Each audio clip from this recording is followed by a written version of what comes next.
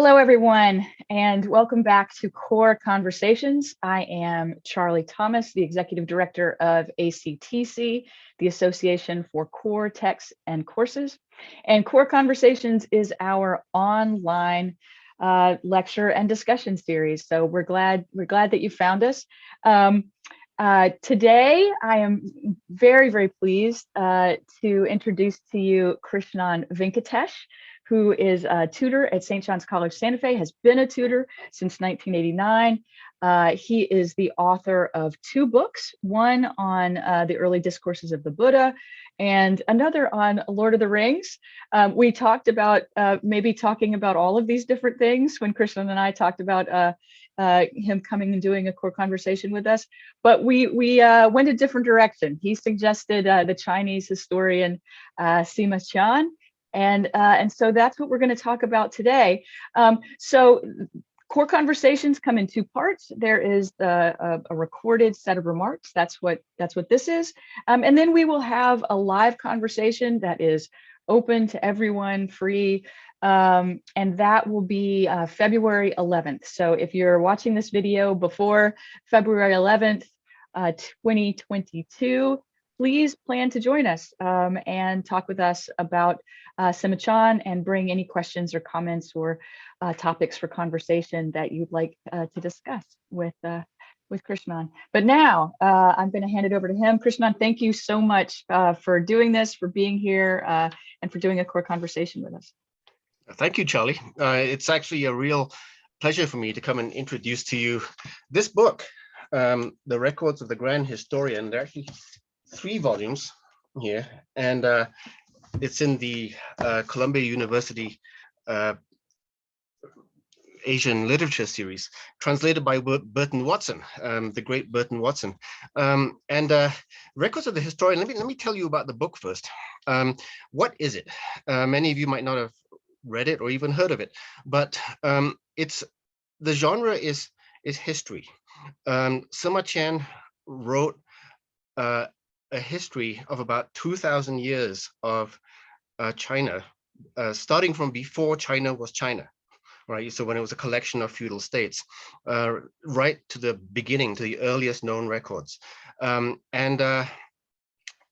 The book is huge. I mean, I have 3 volumes, but it's kind of like this big altogether. Not all of it has been translated, so there's work for some of you guys to do in your generation.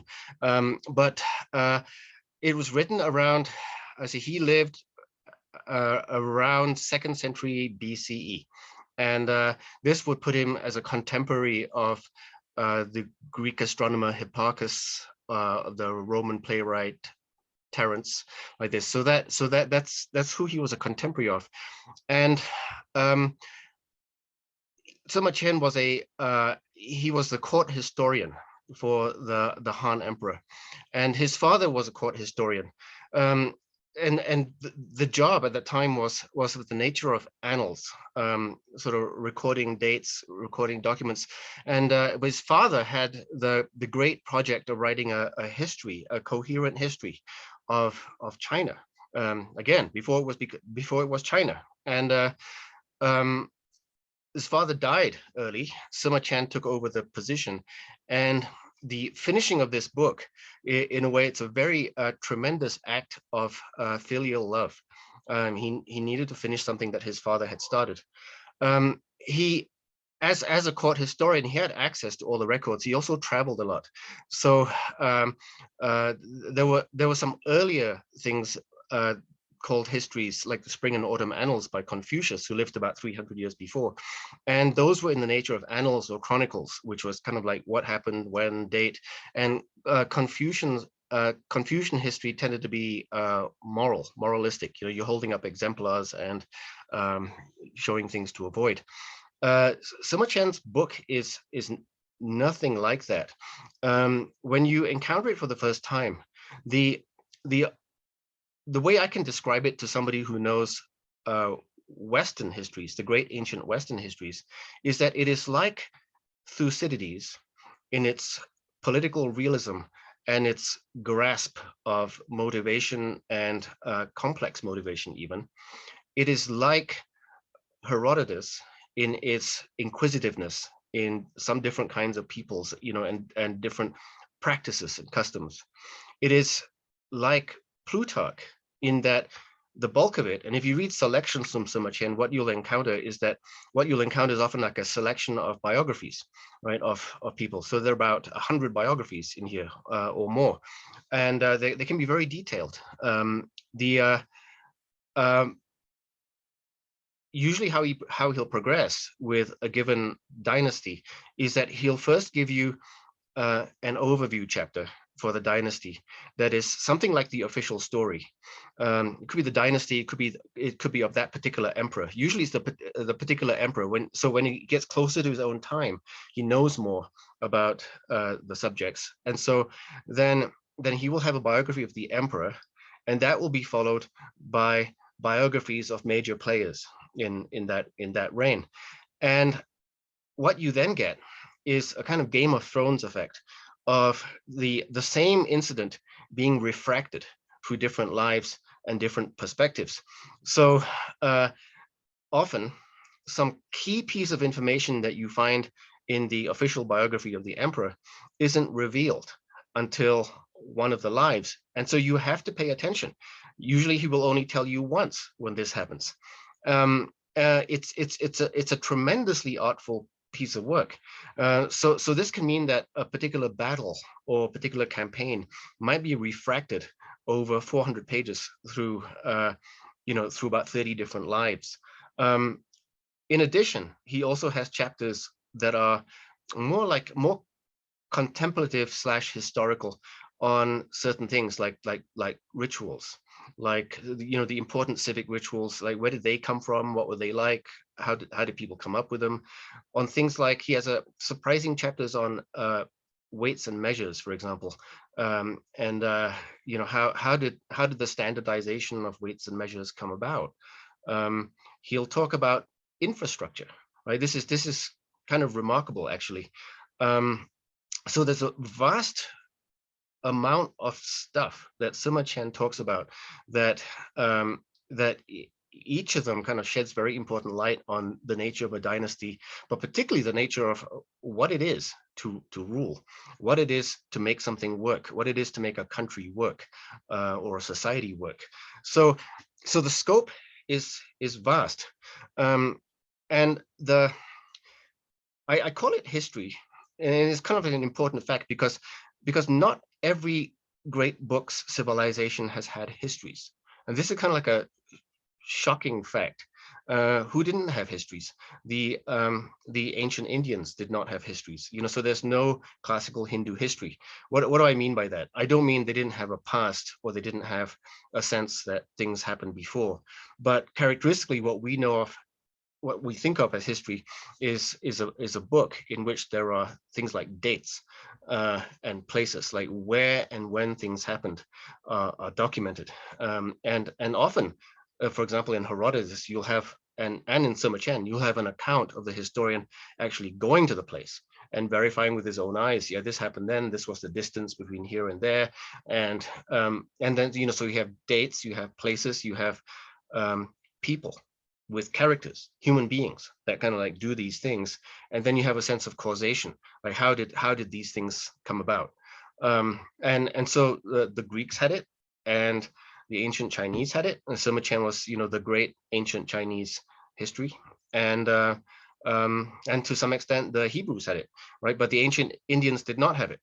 They had other things, but you might ask yourself the question: why is it that some cultures have history and others don't have history?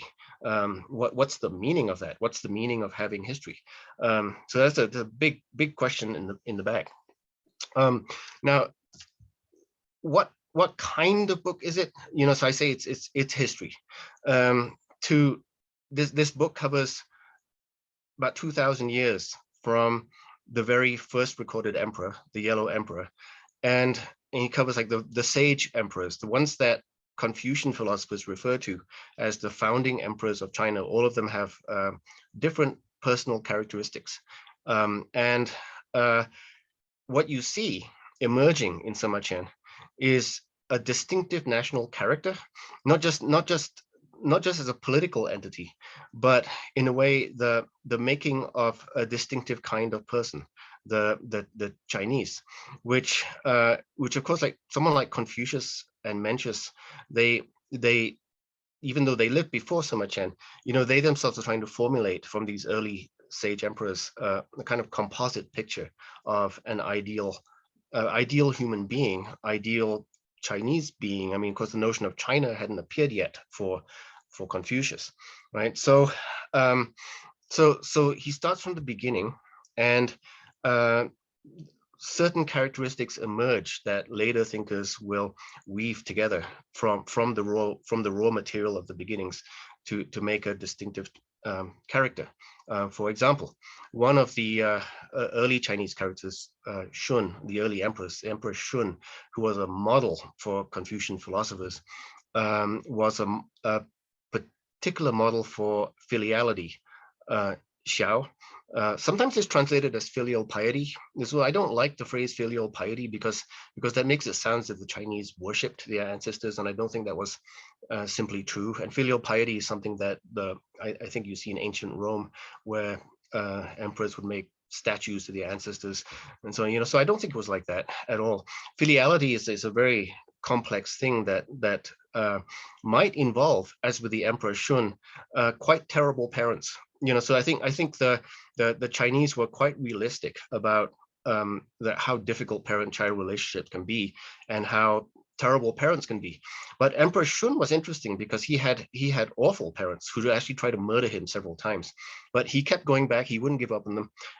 He wasn't uncritical of them, but he wouldn't give up on them, and so that became like a central characteristic of the Chinese ethos, filiality in later years. And part of the implication is that to be a good leader, you have to be able to work with what's given, and what is most given is your parents, is your ancestry. Those are the people you're born into, you were dropped down the chimney to, and you belong to. You might not have chosen those people, but you have to live with them and somehow find a way to love them and care for them. And the implication later on is that a leader has to be able to do that, and where better to train that than in filiality. However, in Sima Qian, you don't get many instances of filiality. It's very, it's not been developed yet into a central value, but it's there. Now, this book, the part of the book that I think, if you read the book, then you will have read most probably this selection, the thinner one, which is about the Qin dynasty. And the Qin dynasty is the dynasty that united all these different feudal states by force into what is recognized as approximately China now. And the Qin dynasty is the one that gives us the terracotta warriors in Xi'an, the old palaces there, the Great Wall, right? So the Great Wall is a Qin dynasty. So every gigantic relic of what we think of as China comes from this Qin dynasty. Megalomaniac emperors who did things in vast scale, vast works that conscripted millions of people, such that the Great Wall itself was made of rocks and human bones and blood. It's all in there. So that this is the history of the Qin dynasty, in which you get two emperors in this, and their entourage, and the story of how they rose and then how they fell, right? And so it's an amazing story. And after this, and of course this was like 2 generations before Sima Qian was born. And after the Qin dynasty, you then get the big ones. You get the Han dynasty, which was in a way the first great and more or less good dynasty in China. So these were not on the whole crazies.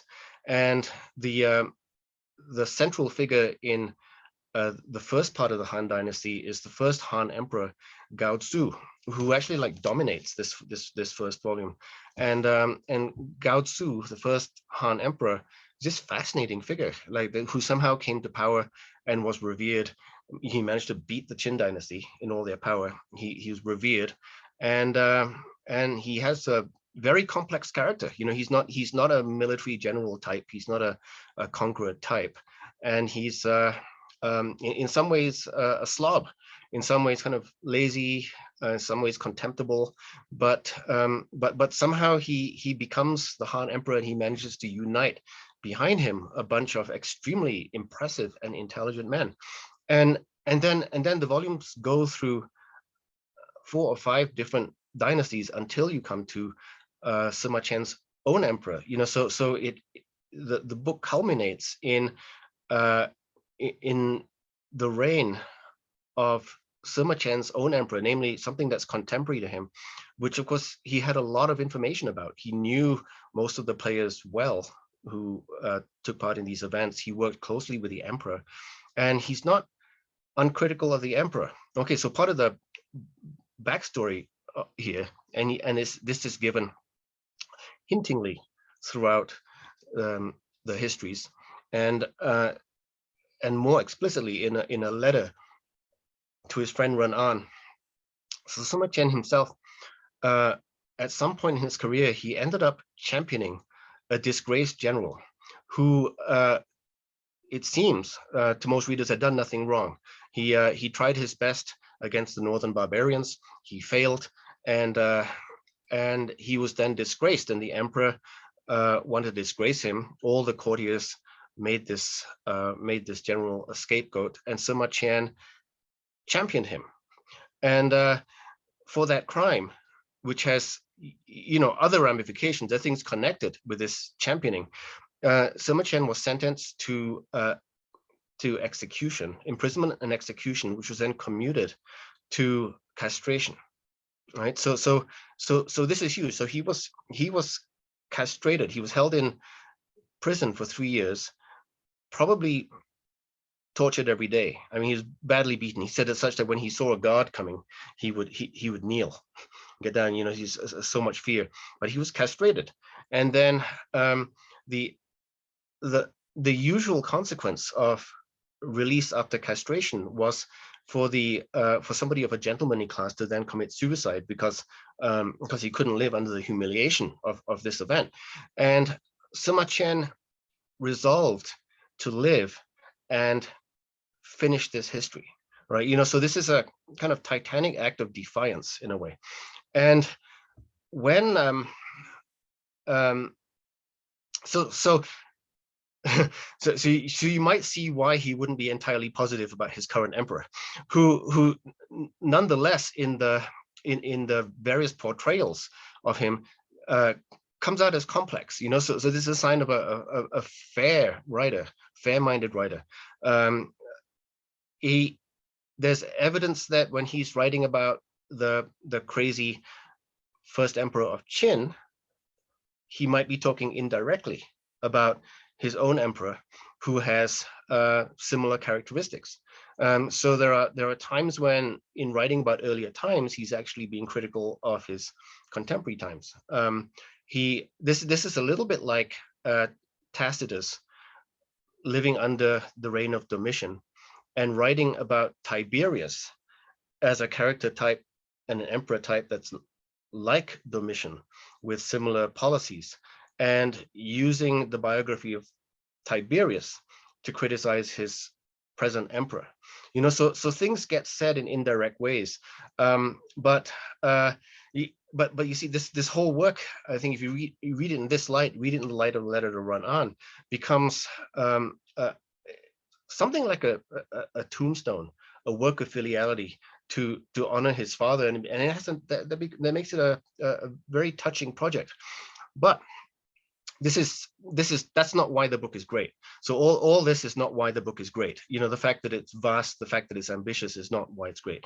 Why is it great, right? So I think that if you're interested in political philosophy, you can read it with a view to gaining insights about how things work and how things really work. And he's very, very perceptive about these things. What is it that forms a nation? What is it that makes a government work? What is it that makes leadership? The book gives vast amount of material to contemplate, and it's all intelligent. It's like Plutarch. Also, this book is a study of types, of human types that make up political action. Like what human types go into making up political action. And I'll give you an example of that. One of the types of people that he brings up is the professional. Different kinds of professional. There's the professional general, there's the professional administrator, and he'll go into things like the professional administrator. Xiao He is one life. The guy who does the money, the guy who makes sure that supplies arrive on time, who makes sure that there are enough troops that can move large amounts of things from A to B. You know, the unglamorous work of the guy who makes things happen, who is nonetheless appreciated by the emperor. And there's this sense that nothing would happen if there weren't these types. And so you have that kind of person. I guess in the West, it may be again Tacitus who has that kind of person, like his father-in-law Agricola. The biography, Tacitus, the biography of Agricola, also shows a kind of a imperial professional, an administrator. So he's got types like that. He's got types of the strategist, the people who remain in the background and do the thinking. You have people who like go in and out of the picture and contribute insights. You know, so there are many different types here, and he's. So I think the kind of vast array of human types is one reason we read him, and also the interactions between people. Sima Qian is a master of dialogue, and one of the aspects of dialogue that for me is just magnetic is what I call the job interview. When you have a smart person who is trying to get employed by an emperor or king, and he figures out a way to get access to his prospective employer, presents himself, and then he's got 2 minutes to get the person's attention, and then it has about 10 minutes to wheedle his way into a position of influence. And so sometimes you see this kind of enigmatic, interesting, fascinating conversations where somebody is attempting to have a face-to-face and to read the other person, to read the situation, and then say the right thing in the moment in this situation. And it's you know, knowing that he's got one chance, right? It's very much like the job interview, or like the beginning of a friendship or the beginning of a romance. You might have one chance. It's got to work, and you have to read the situation very carefully but very quickly. So the momentary meeting for me in Sima Qian is where it's at. You know, often the meeting on which everything pivots. So without this meeting, nothing else would have happened, right? But you have about 100 of those, maybe more of those in Sima Qian. You keep an eye out and you ask her, what's happening at this meeting? And it can be very subtle. It gives you a lot to chew on and meditate on, but you realize that after going through all this, making connections in Sima Qian, that really what the book is about, it's about a meditation. It's a meditation on the quality of intelligence you need for successful practical life. He's a pluralist, though. There are many kinds of intelligence, but primarily it's the ability to read a situation with intelligence, whatever that means. That might mean a lot of things, and then make the right decision. You know, so it's a book about decisions. Like, should he have done that? Should he not have done that? And very often some of these conversations might be trying to might be somebody getting bad advice, or somebody getting good advice, or somebody trying to figure out what's bad advice and good advice. Sometimes it can be bad advice from a wise person. Sometimes it can be good advice from a fool, right? But the successful leader has got to be able to pick out the good advice no matter who's giving it. So as an education into practical life, I think Sima Qian is tremendously nourishing. I think it trains your intelligence with regard to situations, with regard to how situations tend to move, but also it trains the quality of attention, I think. And besides that, you know, it's a tremendously rich book in literary terms. It's beautifully written. Characters are sketched with beautiful economy, and subtle. There are things that you'll catch, second or third reading only. Things that I've caught, seventh reading, that I couldn't believe I missed the first time. Which is what a great book should do. And with that, I think I'll stop talking and hand it over to Charlie. Great. I have so many questions. So before I ask a question, thank you, Krishnan. This is really fantastic. Before I ask my question, let me remind everyone watching that I'm just sort of, I don't know, priming the pump is the image that I use, just asking a question or two because I can, and I have the privilege of being here right now today. But really what we want is for you to ask questions and engage Krishnan in conversation on February 11th. So so that's what this is about, but I get to start. I'm the lucky one. So I have so many, I have just this much familiarity with this text, just enough to know how interesting and great it is. And your talk has confirmed and deepened so much of that for me. And I guess I am thinking about what history is, some of your preliminary talks and how, or comments, and how Sima Quian fits into this sense of what we think history is, or what distinguishes history from other forms of discourse writing. And his the context is almost overdetermined, isn't it? It's like going to the Oresteia and say, why did she do it? There's 75 answers to that question. And what makes this history? It seems like there would be at least that many answers to that question too. But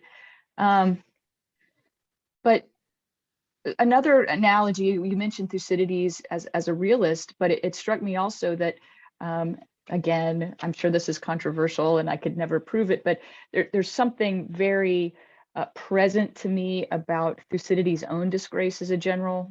Actually, in his case, he doesn't even get to really engage Brasidas. And isn't it convenient that the most noble and beautiful general in the whole book is the guy who that beat him or won the battle that he wishes he had engaged? It's all a little too convenient for me, but that has to be a motivating factor in my mind, or a lens, at least a question in the back of my mind as I read this Thucydides is what motivates him to give his account of the Peloponnesian War, given his role in it, and this idea that Sima Quian advocated for a disgraced general, and that this threw all of these events into play, and then he had this commitment to finish his father's work, and he already had this sort of professional connection to doing something like history that isn't quite history in the way we think of it now, but that in a sense he kind of is one of the people who invented. And I just wonder, I guess I'm just interested in hearing you talk just a little bit more, and I know we don't have a lot of time, but about this kind of motivation to, and I think it's connected to the realism in Thucydides too, this motivation to give a kind of an attempt at a sort of systematic, comprehensive account coming from a position of being disgraced. In Sima Quian's, it's the general who is disgraced, and Thucydides' account of himself, but in the sense that injustice was done, and sort of the writing of history as a kind of response to injustice, or a response to the abuse of power, perhaps, or a way of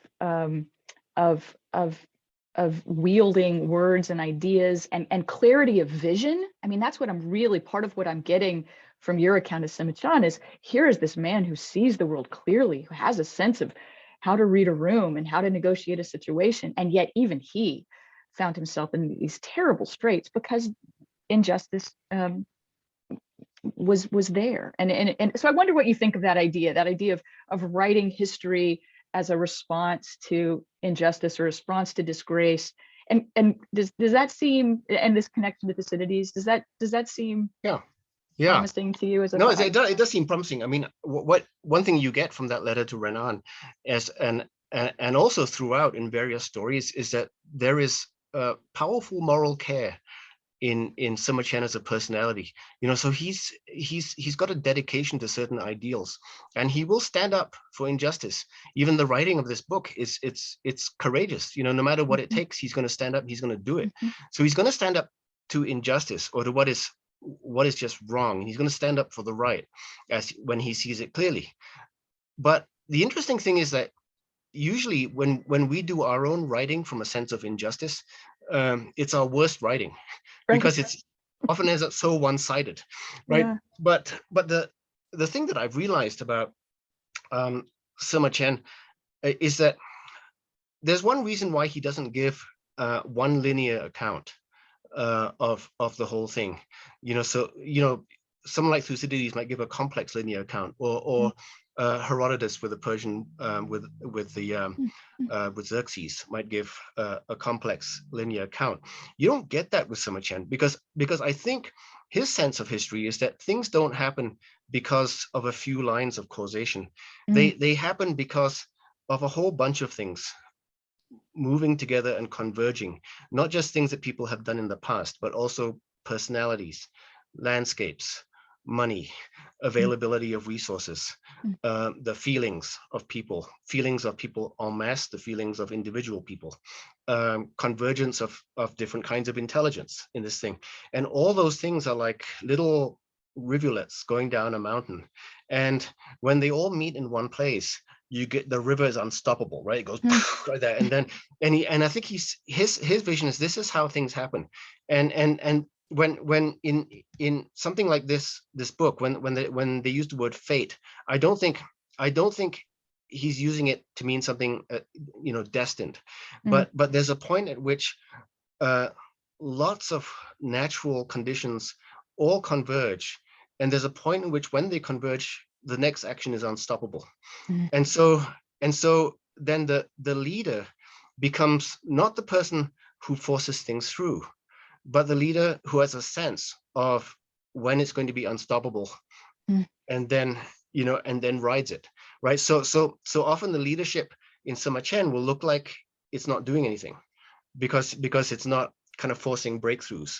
Right, but it's the one who just sees and moves through the crack. I think Gao Tzu is very much like that, and often it's an intuition in the midst of complexity, right? And I think that's what you get in a book like this.